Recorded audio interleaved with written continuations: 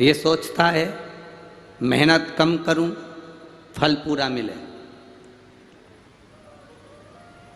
पहले का व्यक्ति सोचता था कि मेहनत पूरी करूंगा तो फल पूरा मिलेगा, पर आज के ज़माने में व्यक्ति ये सोच कर बैठता है कि मैं मेहनत कम करूं और फल ज़्यादा मिले। मेहनत कम करूं, सफलता ज़्यादा मिले। और कोई तुमसे कह दे कि तुम मेरे पास में आकर बैठ जाओ, तुम्हें मेहनत नहीं करना पड़ेगी, मैं तुम्हें एक भभूति दे दूंगा, मैं तुम्हें एक बेल दे दूंगा, मैं तुम्हें एक नारियल दे दूंगा, मैं तुमको ये दे दूंगा जिससे तुम्हारे पास में तुम्हें मेहनत करने की ज़रूरत नहीं पड़ेगी और तुम्हें सारा फल मिल जाएगा, तुम सफल हो जाओगे, तुम मेरे पास में आके बैठना, तुम सफल हो जाओगे। ऐसा बाबा जोगी कोई तुम्हें मिले, ऐसा कोई बोलने वाला मिले कि मेरे पास आकर बैठना, मैं तुम्हें ये दे दूंगा, तुम सफल हो जाओगे, मेरे पास आकर बैठना, मैं तुम्हें ये दे दूंगा, तुम्हें फल अधिक मिल जाएगा, मेहनत नहीं करना पड़ेगी, काम नहीं करना पड़ेगा, तो समझ लेना कि पक्का झूठेला है और तुम्हें चूना लगाने वाला है। समझ लेना कि पक्का झूठेला और तुम्हें चूना लगाने वाला है। शिव महापुराण की कथा कहती है कि मेहनत करने वाला, अपना कर्म करने वाला, अपना प्रयास करने वाला, अपनी मेहनत लगन में लगने वाला कभी असफल नहीं होता, वो सफलता की सीढ़ी पर चढ़ता जाता है। और कोई तुमसे कहे कि तुम मेरे पास आकर बैठ जाओ, तुम्हें मेहनत नहीं करना पड़ेगी, मैं तुमको ऐसा सामान दे दूंगा जिससे तुम सफल हो जाओगे, मैं तुम्हें कुछ दे दूंगा जिससे तुम्हारा भाग्य खुल जाएगा, ना ना ना ना, ऐसे ढोंग प्रपंच में कभी मत पड़ना कि तुम्हारा कोई भाग्य बिना मेहनत के खोल दे। शिव महापुराण की कथा कहती है जो बच्चा पढ़ने में मन लगाता है वही एक दिन सफल हो पाता है, जो किसान अपनी जमीन पर हल चलाता है वही सफल हो पाता है, और जो व्यापारी अपनी दुकान पर समय लगाता है वही सफल हो पाता है। ये दुनिया की रीति है। कोई तुमसे कह दे कि मेरे पास आकर बैठ जाओ, तुम्हें कुछ नहीं करना पड़ेगा, हाथ नहीं हिलाना पड़ेंगे, पाँव नहीं हिलाना पड़ेंगे, तुम्हें कहीं जाना नहीं पड़ेगा, तुम्हें कहीं कुछ करना नहीं पड़ेगा, तुम केवल मेरे पास आकर बैठ जाओ, ना ना ना ना ना, जाओ।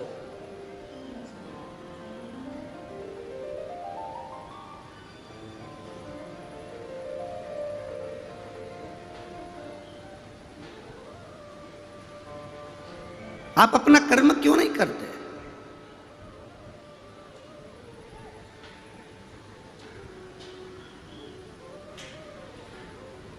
कई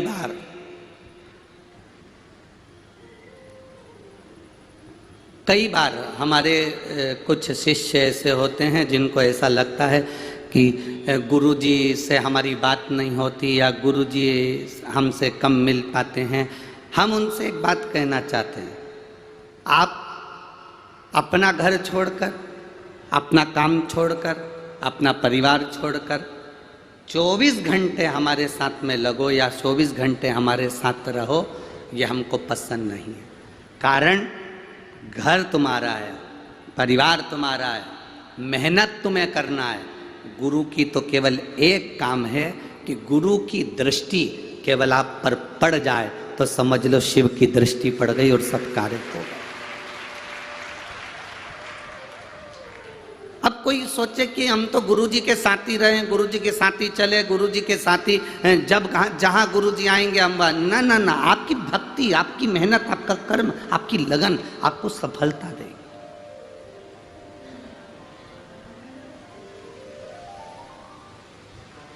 और जब तक तुम मेहनत नहीं करोगे सफल नहीं हो सकते।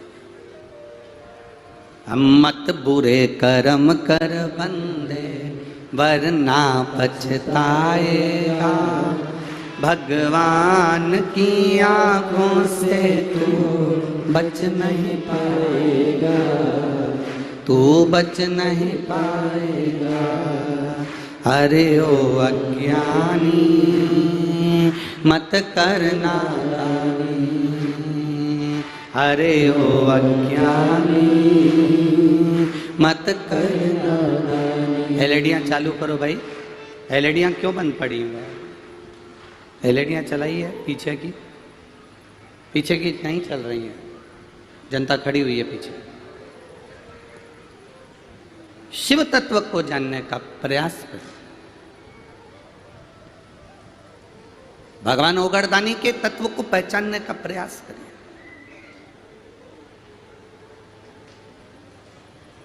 अब देखो,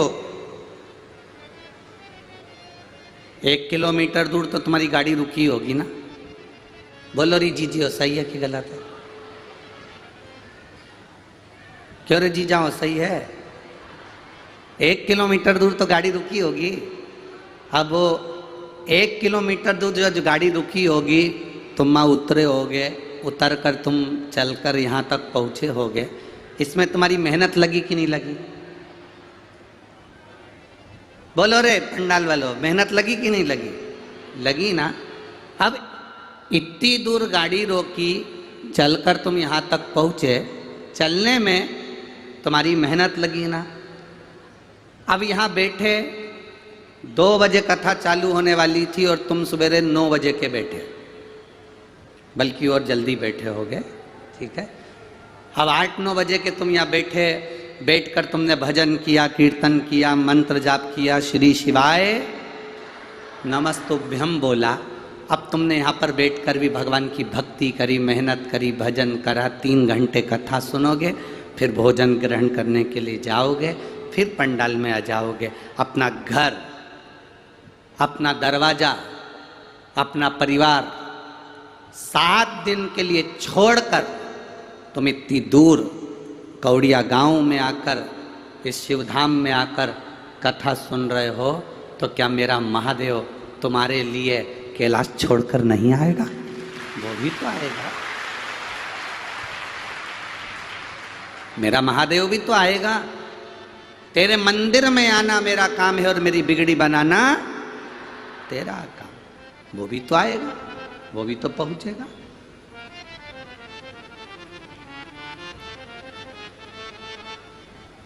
आप मेहनत कर कर यहां तक पहुंचे हो, आप संघर्ष कर कर यहां तक पहुंचे हो, उसका फल मेरा बाबा देव अधिदेव महादेव देता जरूर है। 2 कदम चलकर भी शंकर की कथा तक, 2 कदम चलकर भी भगवान शंकर के मंदिर तक, 2 कदम चलकर भी हम शिव धाम तक, 2 कदम चलकर भी हम शंकर भगवान की चौखट तक अगर जा रहे हैं, तो ये मान कर रखना, तुम 2 कदम चलकर जा रहे हो, वो 100 कदम चलकर तुम्हारे दरवाजे पर पहुंचे। द्रौपदी ने मात्र आधा चावल का दाना दिया था और मेरे भगवान ने 10,000 ब्राह्मणों का पेट भर दिया था केवल आधे चावल के दाने से, केवल आधे चावल के दाने से। 1 मुट्ठी चावल कुकर में पकने के लिए रखते हो, कितना हो जाता है? कितना हो जाता है? क्या वो 1 मुट्ठी रहेगा?